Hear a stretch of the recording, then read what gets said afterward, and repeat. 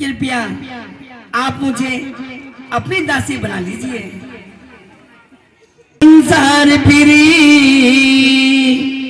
पर मिला न कोई दिलदार, कहीं यार कहीं चल बलिया वफादा। मेरे भ्राता लखन के पास जाओ। अच्छा, तो मेरे होने वाले योग्य वर आप ही हैं। मैं आपसे ही विवाह करूंगी। लक्ष्मण जी मेरी और तो हीरो, मैं आपके लिए बन संवर के आई हूँ। प्रभु जी मुझे वर ले वो, मुझे वर ले वो। देखो मुझसे विवाह कर लो। अगर मुझसे विवाह करोगे मैं दिन रात आपकी सेवा करूंगी और आपका सारा कहा मानूंगी। हे सुंदरी, मैं तो अपने बड़े भ्राता श्री राम का दास हूँ। अगर तुम्हारा विवाह मेरे साथ होता है तो तुम्हें भी दासी बनकर रहना पड़ेगा। अजी दासी बनाकर तो देखो, मैं आपके लिए सब कुछ छोड़ सकती हूँ। सुंदरी, कृपया कर आप मेरे बड़े भ्राता के पास फिर से जाए। आपके भाई तो मुझे नहीं वरते हैं, मुझे तो फिर आपके पल्ले बांध लिया है। अब तो मैं आपसे विवाह करूंगी। अजी राम जी, देखने में तो मैं बहुत खूबसूरत हूँ। मुझे देख के कई ऋषि मुनि अपनी तपस्या छोड़ चुके हैं।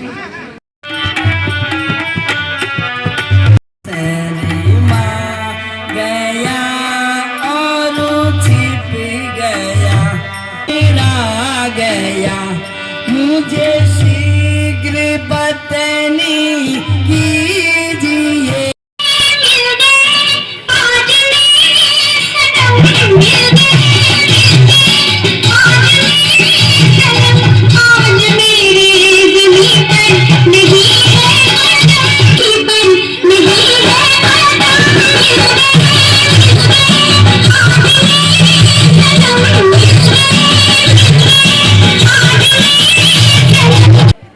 अजी राम जी, अब तो मुझसे विवाह कर लो। देखिए मैंने आपको रिझाने के लिए कितने ही जतन कर डाले। पुनः लक्ष्मण के पास जाओ। बताओ, ये तो गलत बात है। राम जी मेरी बातें ध्यान से सुनिए।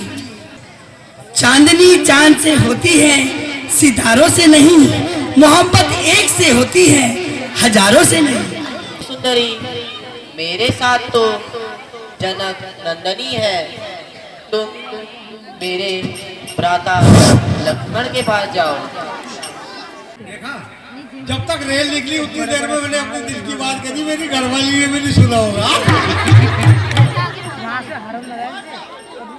अपनी सेटिंग का घर जाकर लड़ाई होगी, क्या फायदा। लक्ष्मण जी मुझसे रूठ गए हैं, इन्हें भी किसी और ही ढंग से रिझाती हूँ।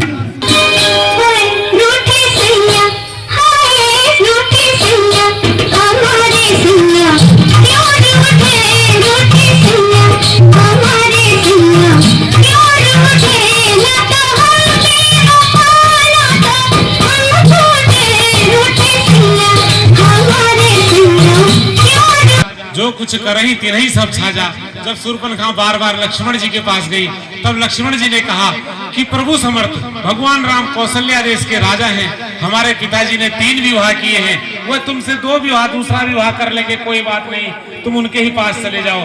तो शूर्पणखा कुछ खींचती भी हैं और लक्ष्मण जी कुछ क्रोधित हो गए, कह रहे कि प्रभु समर्थ कौशलपुर राजा, जो कुछ करही तिनही सब छाजा।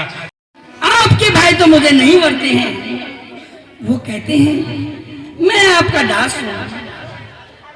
परंतु मैंने भी बहुत आग्रह किया कि मुझे दासी बना लो, परंतु वे नहीं माने।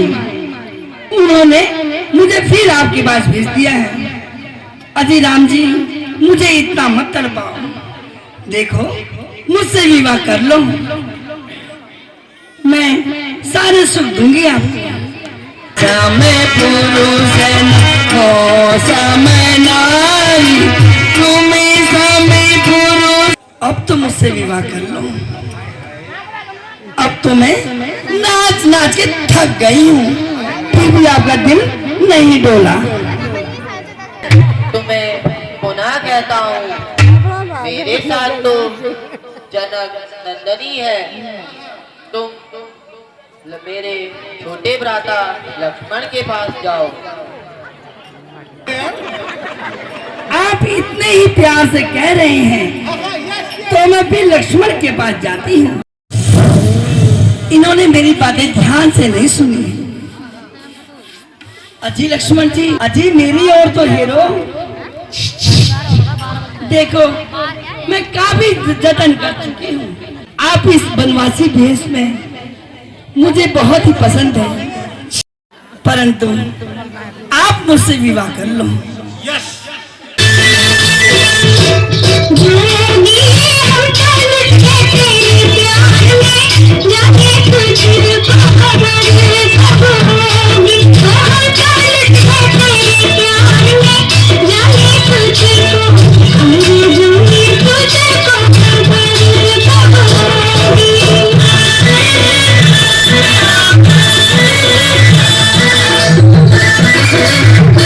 अजी लक्ष्मण जी,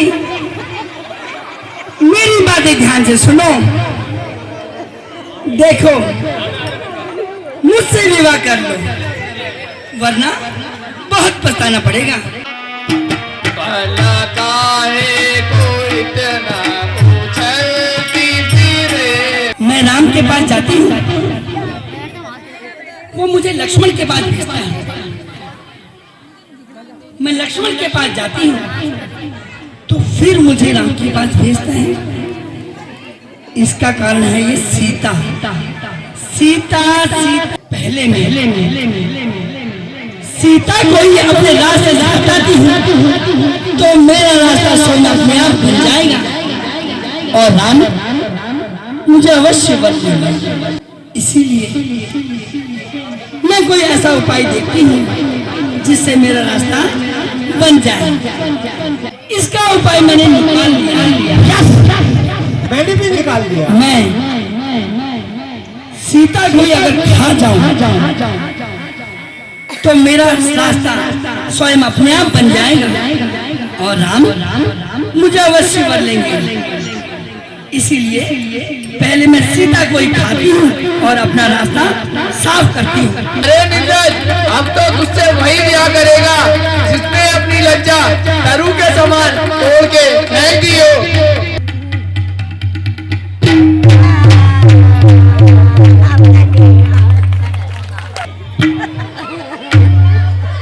हुआ तेरे संग ठीक हुआ, और दिया ना तेरी नाक में कुआ। कर दूसरा भैया।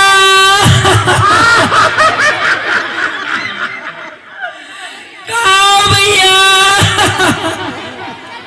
अरे कहाँ भैया? मेरी कैसी दुर्दशा हो गई है। छाछ बराबर नानी नहीं, नौनी बराबर घी। किसके घर में छाछ है? बोले बना के पी। ये बुआ सूर्पनखा की आवाज है। क्या कहा? पहला सुर्पनखे की आवाज है। नाक कटी नकटी हुई, चेहरा लहो लोहा लोहा। बता पहला सुर्पनखे की जगह तेरा मान हुआ। धिक्कार है तुम जैसे भाई अगर दूसर पर, जो तुम्हारे होते हुए तुम्हारी बहन की दशा हुई। बता बहना सुर्पनखे, तेरी दशाएं किसने की? किसके सर में कौन मंडरा रहा है? भैया, संध्या वंदना के समय दूसरा कॉल है। मैं पंचवटी घूमने गई थी। मैंने देखा वहां दो सुंदर पुरुष बैठे हैं, उनके साथ एक सुंदर स्त्री भी थी। मैंने सोचा पहले उनका परिचय लेती हूँ। तो जब मैंने उनका परिचय लिया तो मुझे पता चला वे अयोध्या के राजा दशरथ के पुत्र राम और लक्ष्मण हैं और उनके साथ सुंदर स्त्री राम की धर्म पत्नी सीता थी। मैंने सोचा इस स्त्री से आपके विवाह का प्रस्ताव रखती हूँ, परंतु जैसे ही मैंने आपके विवाह का प्रस्ताव रखा तो बड़े भाई के कहने पर छोटे भाई लक्ष्मण ने मेरे नाक और कान कतर दिए हैं। भैया मैं किसी को मुंह दिखाने लायक नहीं रह गई हूँ।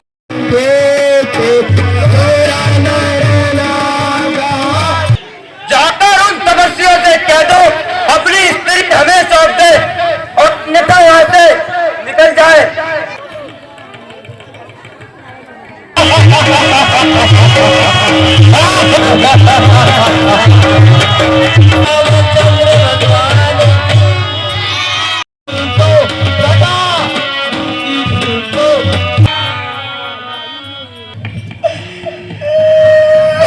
तुम जैसे भाई रावण के जो तुम्हारे होते हुए तुम्हारी बहन की नशा हो। अरे बहना शूर्पणखे, हमेशा हंसती नाचती इखलाती होने वाली मेरी प्यारी बहना शूर्पणखे रोती धोती क्यों आ रही है? तेरी यह दशा किसने रखी? किसके सिर पर काल नाच रहा है? भैया संध्या वंदना के समय मैं पंचवटी घूमने गई थी। मैंने देखा वहां दो सुंदर पुरुष बैठे हैं, उनके साथ एक सुंदर स्त्री भी थी। जब मैंने उनका परिचय लिया तो मुझे पता चला वे अयोध्या के राजा दशरथ के पुत्र राम और लक्ष्मण हैं और वह सुंदर स्त्री राम की धर्मपत्नी सीता थी। मैंने सोचा उस स्त्री को हमारे महल में होना चाहिए, क्योंकि उसकी सुंदरता अत्यधिक थी। ऐसी सुंदरता पूरे संसार में नहीं है। तो मैंने कहा कि मैं आपके विवाह का प्रस्ताव रखती हूँ। तो जैसे ही मैंने आपके विवाह का प्रस्ताव रखा तो बड़े भाई के कहने पर छोटे भाई लक्ष्मण ने मेरे नाक और कान कतर दिए हैं। भैया मैं किसी को मुंह दिखाने नहीं रह गई। यह सारा वृत्तांत मैंने खरदूषण भाई को बताया, परंतु वे भी युद्ध में मारे गए। इसलिए मैं आपके पास आई हूँ। भैया इसका बदला आप अवश्य लीजिएगा। अच्छा पहला शूर्पणखे, तुम महलों में आराम करो, मैं तुम्हारे इस अपमान का बदला अभी लेकर आता। अरे हम लोग घर रामला हो गई पूरी, इतनी भीड़ हो रखी है आज, बाप रे कहीं नजर नहीं पड़ रही लोग। वही तो घर है, बहुत ही भीड़ हो रखी है। चलो ठीक है, ब्लॉग अब यहीं एंड करते हैं, हम जाते हैं घर, रात बहुत हो चुकी है। फिर मिलेंगे न्यू ब्लॉग में आपको, तब तक के लिए बाय बाय।